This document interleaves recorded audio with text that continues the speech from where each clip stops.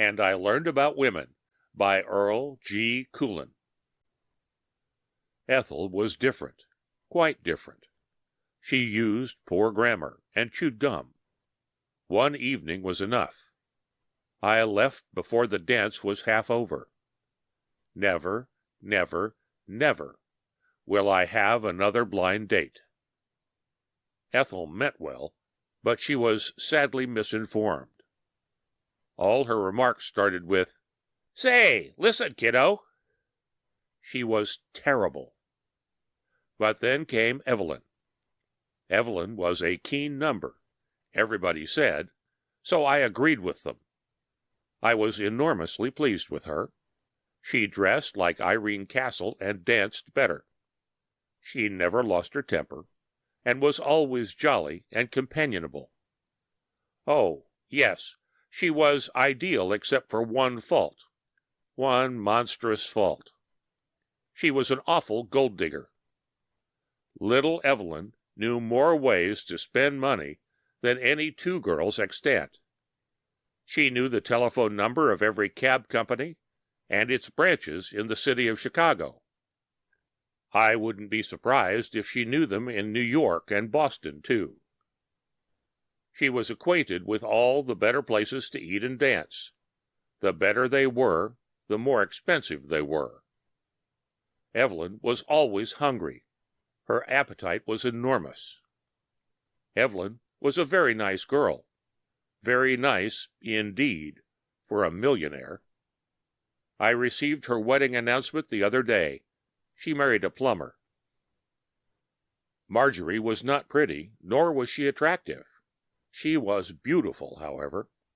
I think she was the natural reaction from Evelyn. She seemed comfortably old-fashioned and modest. She was really too good for me. I never did quite reach her level. I gave up trying in sheer boredom. Marjorie always seemed about to fall apart and break or something.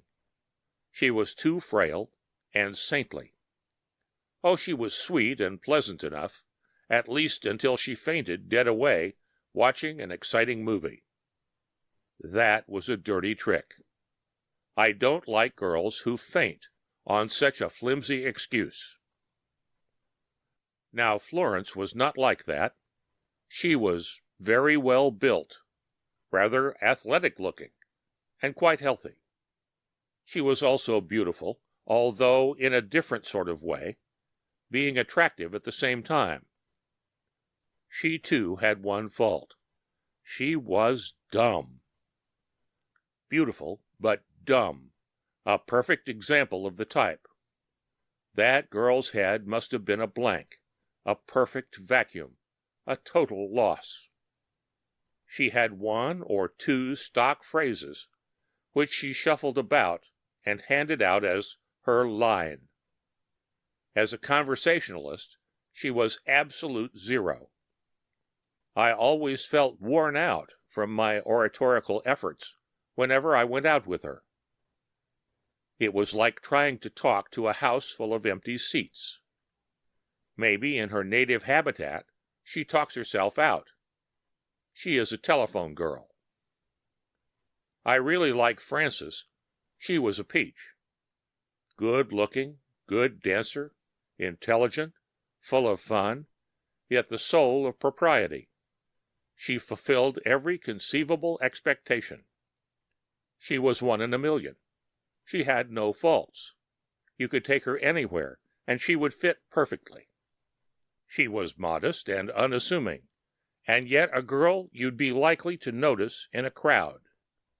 She never traveled in fast company, yet she was not a reformer. She never smoked. She didn't tell risque stories. She was perfect. Yesterday, she was arrested for bootlegging. The end of And I Learned About Women by Earl G. Coolin.